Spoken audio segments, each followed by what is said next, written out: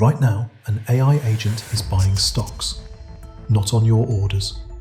Not on anyone's. Anthropic is threatening further disruption on Wall Street, releasing new agents for tasks. Mentioned letting AI really take the wheel. They're letting clients connect. It read the news, made the call, placed the trade, with no human in the loop. Now picture thousands of them, all trading faster than any person alive. I have a bunch of agents now running, one that checks the oil prices every morning and automatically implements protective put options as a hedge. That's the force holding this market up, and it's the same force that could bring it down. It's wrong. I don't know about you, I don't want my pension fund invested in something that's getting something wrong. A couple of days ago, the Bank of England said something it had spent years refusing to say.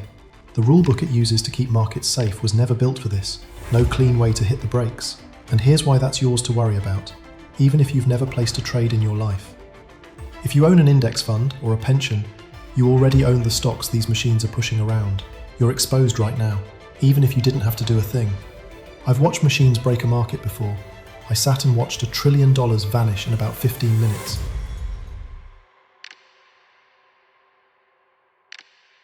So stay with me. By the end, you'll see why the crash everyone's braced for isn't the one to fear, and what's draining you while you wait for it.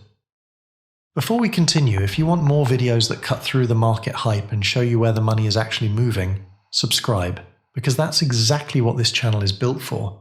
Alright, back to the real problem.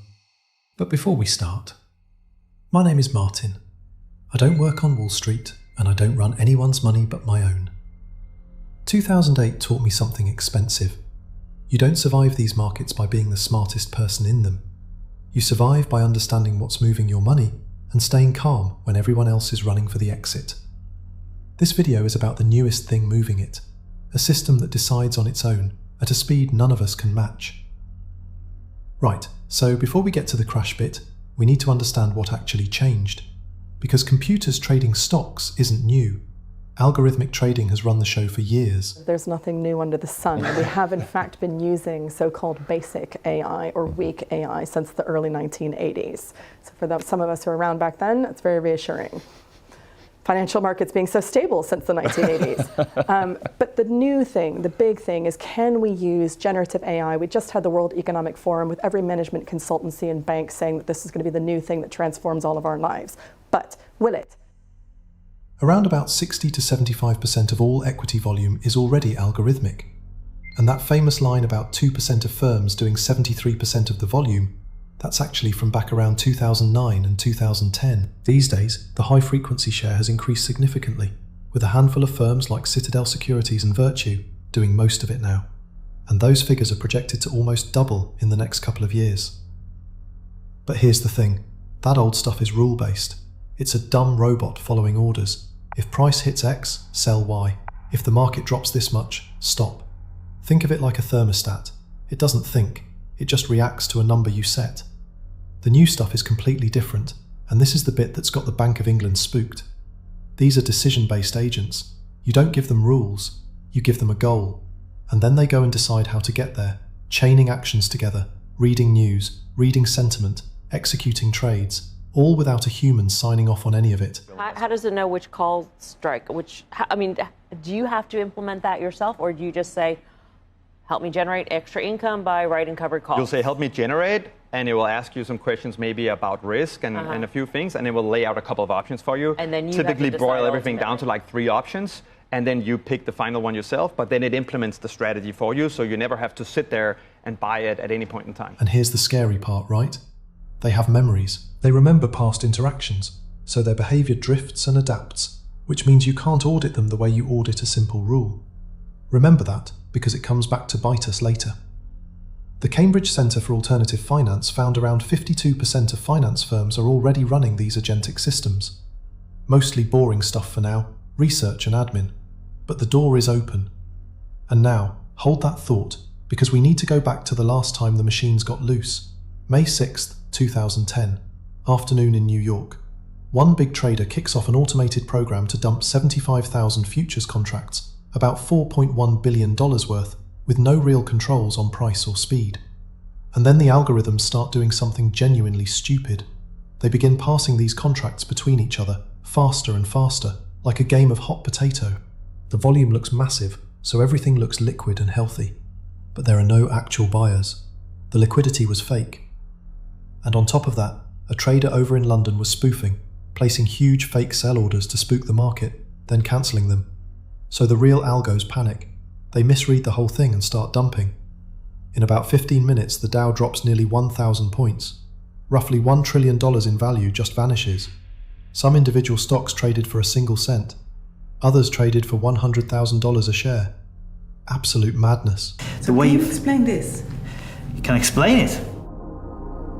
Paul Wilmot is a mathematician and quant who is privy to the algorithms used by the automated systems driving the financial markets.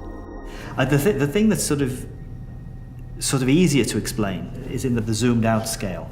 And you can see this nice falling off a cliff and then bouncing back up thing. What's harder is these spikes, the trades happening down here, but every now and then there's something up there, which is... And the differences are in nanoseconds. Enormous differences. But what's causing it? I don't know what's causing it. And here's the crucial bit. You know what stopped it? A human hitting pause.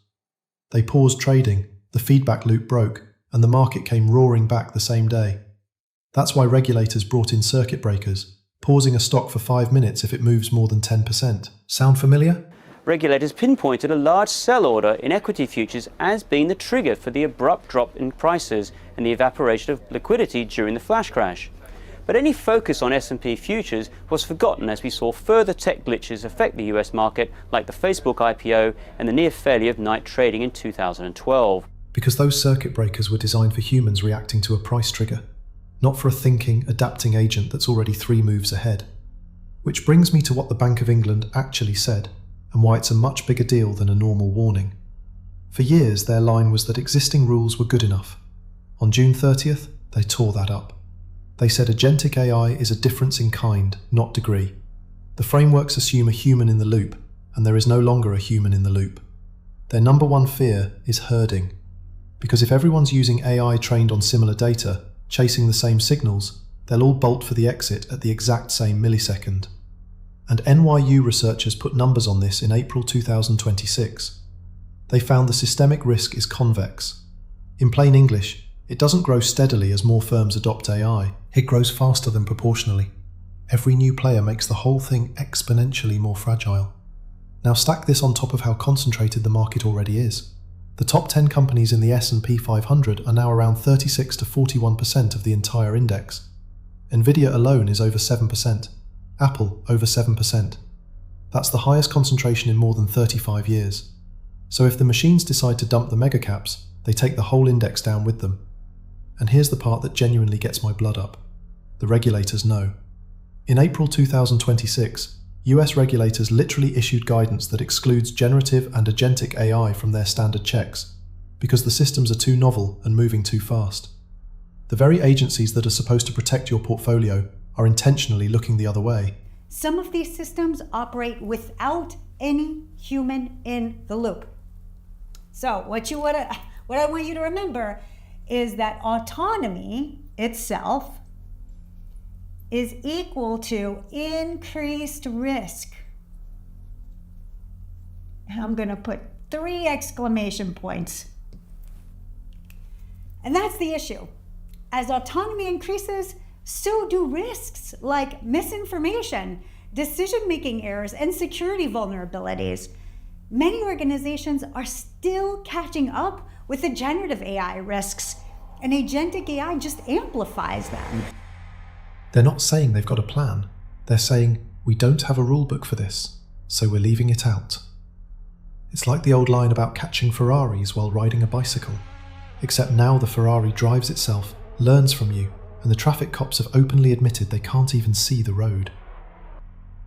These are the same characters who spent a decade telling us the old rules were fine. Now they're scrambling to invent market-wide kill switches, hoping they can slam the brakes when the models start moving together. But remember what I told you earlier about memory? A 2010-style algo reacted to a price. You could freeze the price and it stopped. But how do you kill switch a system that's already adapting to your kill switch? So that's the half that should worry you. Now here's the half that shouldn't, because if I stopped there, I'd be handing you fear with nothing useful attached. And up close, this is nowhere near as far along as the headlines make it sound. Right now, only a small minority of asset managers actually let AI execute trades with no human sign-off. Humans still pull the trigger, and that's the real circuit breaker today. There's even a 2025 study called AI Trader that found most of these agents are actually rubbish at trading. Being smart doesn't make you good at markets. So this is a warning shot, not a takeover. I could be wrong on the timeline, by the way. This could be years away, or it could rhyme with July 2026, when the momentum trade violently unwound and the semiconductor-heavy momentum basket, the SOX index, dropped roughly 12% over 2 days. Nobody can time this stuff, and anyone who tells you they can is lying. So I'm not here to tell you to sell everything and sit in cash. Selling on fear is how people lose money in a market like this, not how they keep it. There's a piece of this that almost nobody talks about. It's not what these machines do in a crash, it's what they're doing today. Right now, these agents are programmed to chase momentum, and chasing momentum means buying what's already going up. So the very machines that could crash us are, today, acting as rocket fuel for the melt-up. On top of that, the dollar had a rough couple of years. When your cash is quietly being debased, sitting in cash is a losing trade, and these systems know it. So they stay heavily allocated in equities, because that's where the momentum and the inflation protection is. And that's the part I really want you to understand. Nominal gains are not the same as purchasing power. The market can scream to new all-time highs, while your actual wealth barely moves, because the yardstick itself is shrinking. So what am I doing about all this? I'm not going to tell you what to do with your money. I don't know your situation, and I've got nothing to sell you. And most likely, I won't set up an automated trading bot like the ones you see on Reddit or other platforms. At least not for now. But I'll give you some of my rules. 1. No leverage. Ever. Leverage is what got liquidated in 2010, cascade after cascade. Borrowed money is the first thing a machine-driven flush takes from you. 2. I don't sell into the panic. A machine-driven drop is the algorithm asking for your shares at the bottom. Selling them is just handing them over. 3. I set my rules before the volatility hits, not during it. Because when the screen is bleeding, fear makes the call. And fear is exactly what these systems feed on. Here's the honest part. You can't outtrade a machine that moves in microseconds. You are never going to win on speed. The only edge you've got left is temperament, and a plan you wrote while you were calm. And if the machines ever do break the market, that's not the end of the world. That's the sale. That's when the patient buy from the panicked. So here's where this leaves us. The machines aren't coming to the market someday. They're already running it, and for now, they're running it higher. The crash the Bank of England is warning about is real, but it's tomorrow's risk, not today's exit. The real cost here was never the crash. It's what fear does to you while you wait for one. You can't outtrade the machines. You can outlast them. If you enjoyed this video, hit the like button, subscribe, and I'll see you in the next one.